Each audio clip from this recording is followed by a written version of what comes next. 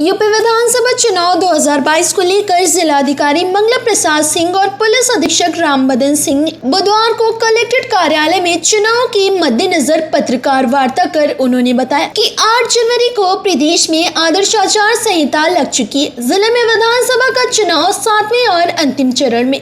देखिए 8 तारीख से आदर्श आचार संहिता की घोषणा हो गई है।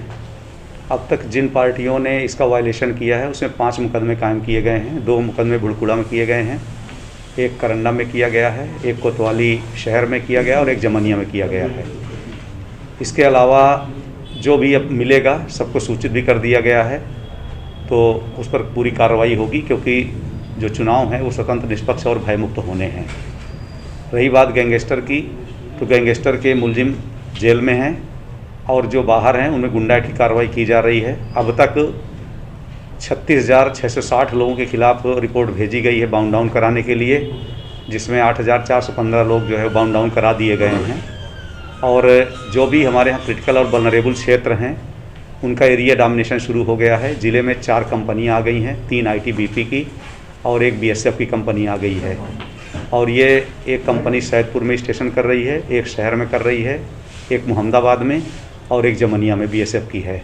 तो इस तरह से एरिया डोमिनेशन का भी काम चल रहा है, ताकि जो अराजक तत्व हैं जो चुनाव में गड़बड़ी पैदा करने की सोच रहे हैं उनके मन में ये भय पैदा हो और उन्हें संदेश चला जाए कि चुनाव में किसी तरह की गड़बड़ी करने पर उनके खिलाफ सख्त कार्रवाई की जाएगी। साथ ही साथ जो लोग डर रहे हैं उनके मन में विश्वास पैदा करना है कि खुलकर चुनाव में हिस्सा लें। ज़्यादा से ज़्यादा, या तो मैं कहूँगा कि सभी लोग अपना वोट डालें, जिससे वोट का परसेंटेज भी बढ़े और ये जो लोकतंत्र का सबसे बड़ा पर्व है ये सफल हो सके।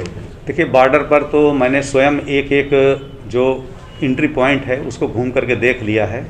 उसकी हमने पूरी स्ट्रेटजी बना ली है, चाहे वो नाव के द्वारा आना हो, पुल के द्वारा आना हो, या जो भी रास्ते हैं उनको सब हम पूरा सील कर देंगे, जिससे किसी तरह का कोई आवागमन ना हो। चूँकि हमारा बिहार बॉर्डर है, बिहार ड्राई एरिया है, तो सबसे ज़्यादा शराब को लेकर के है इसमें, तो इस पर भी हमारी विशेष निगरानी है कि किसी तरह से इस तरह की कोई घटना न हो जिससे वो इलेक्शन प्रभावित हो। कितने पॉइंट्स बनाए गए सर?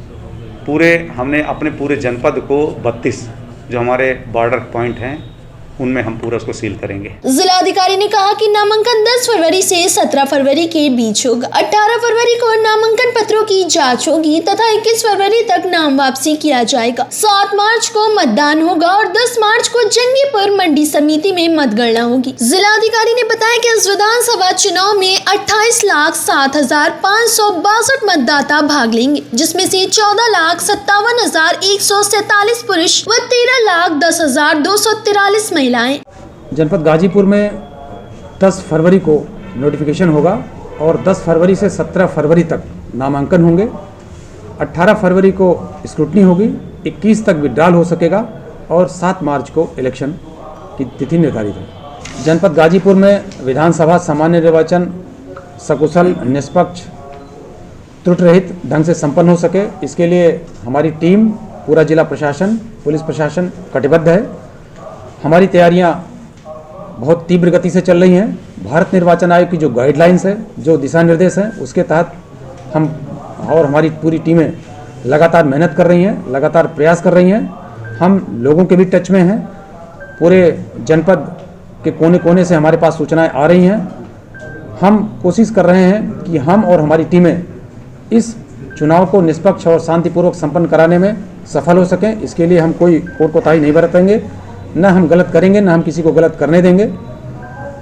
मतदान केंद्रों पर, मतदेय स्थलों पर चुनाव के दौरान पोल डे पर चुनाव निष्पक्ष और शांतिपूर्वक संपन्न हो सके, इसके लिए भारत निर्वाचन आयोग की जो गाइडलाइंस है वल्नरेबिलिटी मैपिंग की, क्रिटिकलिटी की, वो हम लोगों ने पूरा कर लिया है।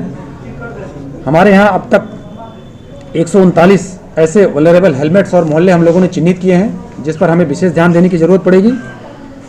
अभी तक 449 ऐसे वल्नरेबल व्यक्ति चिन्हित किए गए हैं, जिनके खिलाफ हम लोग कार्रवाइयाँ सुनिश्चित करेंगे और कार्रवाइयाँ प्रारंभ हो भी गई हैं। कुछ के खिलाफ कार्रवाइयाँ हुई भी हैं, वो चाहे गुंडा एक्ट की हो, चाहे गैंगस्टर एक्ट की हो, या आर्म्स एक्ट के तहत हो, या CRPC की धाराओं के तहत हो।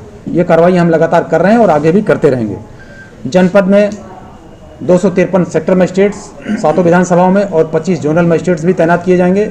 जोनल और सेक्टर मजिस्ट्रेट के साथ साथ जोनल पुलिस ऑफिसर और सेक्टर पुलिस ऑफिसर्स की भी तैनाती होगी। जनपद में किसी भी स्थिति में हम लोग तैयार रहेंगे और चुनाव निष्पक्ष और शांतिपूर्वक ही संपन्न होगा। क्योंकि इस बार पिछले चुनाव के अपेक्षा अभी जो SSR हुआ, समरी रिवीजन हुआ, स्पेशल समरी रिवीजन हुआ, उसमें हमारे जनपद में वास्तविक रूप में कुल 1,38,000 मतदाता बढ़े हैं, जिसमें महिलाओं की संख्या अधिक है। पिछले 3 चुनाव का अगर हम एनालिसिस करें 2019, 2017, 2014, तो 2019 में इलेक्शन हुआ था लोकसभा का, उसमें 58% वोटिंग हुई थी। 2017 के इलेक्शन में 59% वोटिंग हुई थी और 2014 के इलेक्शन में 55% वोटिंग हुई थी। इसमें सातों विधानसभाओं में सबसे कम वोटिंग जो हुई वो जमानिया में हुई।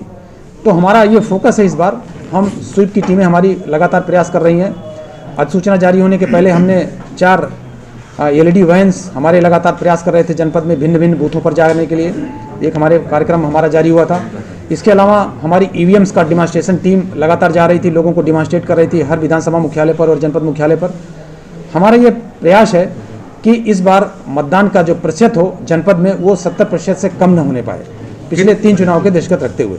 कोई भी व्यक्ति जो चुनाव लड़ने के लिए अपना नामांकन दाखिल करना चाहता है, भारत निर्वाचन आयोग ने इस बार ये सुविधा दी है, सुविधा पोर्टल पर जाकर वो अपना ऑनलाइन नामांकन कर सकते हैं।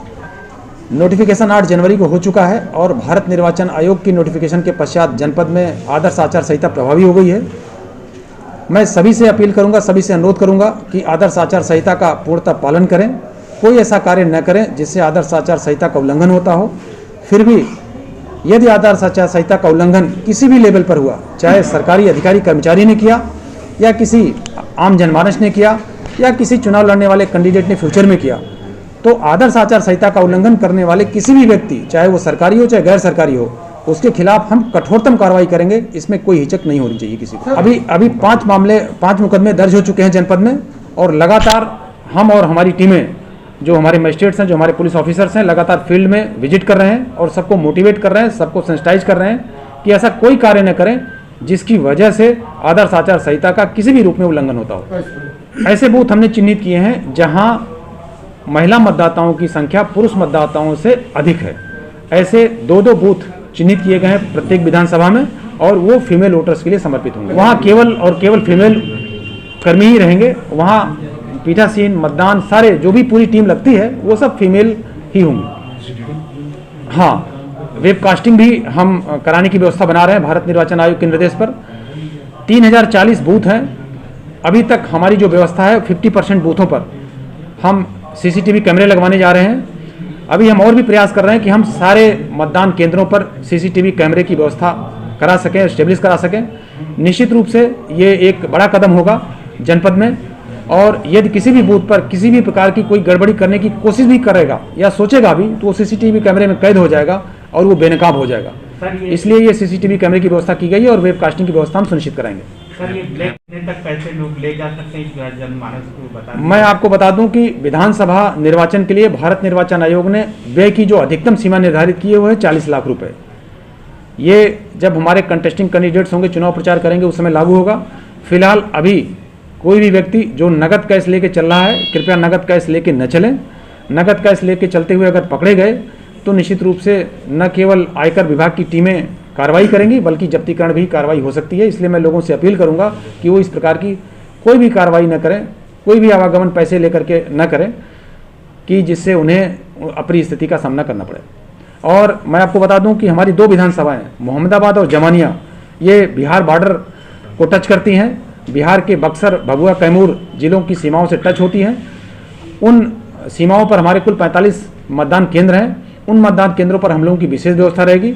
हमारी जो पुलिस और मजिस्ट्रेट्स की टीमें हैं वो लगातार बॉर्डर की टीमों पर चक्रमण कर रही हैं। आपने देखा होगा कि SP साहब स्वयं भी वहाँ जा रहे हैं, हमारे सीनियर ऑफिसर्स भी वहाँ पहुँच रहे हैं।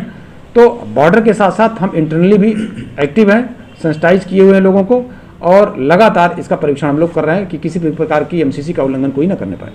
धन्यवाद सर। उसमें कई ऐसे बूथ हैं जहां मतदाताओं की संख्या बढ़ी है, लगभग सभी बूथों में बढ़ी है, बट उसके पहले भारत निर्वाचन आयोग ने ये सीमा बढ़ा दी है। फिलहाल इस खबर में बस इतना ही। मतदाता हो सकेंगे, बट 1250 से अधिक मतदाताओं वाले हमारे अभी भी बूथ, ऑक्सिलरी बूथ की स्थापना होगी। तो इसका 3040 हमारे पहले से स्थापित बूथ हैं और 56 ऑक्सिलरी बूथ बनेंगे। इन जोन में जोनल मजिस्ट्रेट और जोनल पुलिस अधिकारी तैनात होंगे और सेक्टर्स में जोनल सेक्टर मजिस्ट्रेट और जोनल सेक्टर मजिस्ट्रेट और सेक्टर पुलिस ऑफिसर तैनात किए जाएंगे। Voter list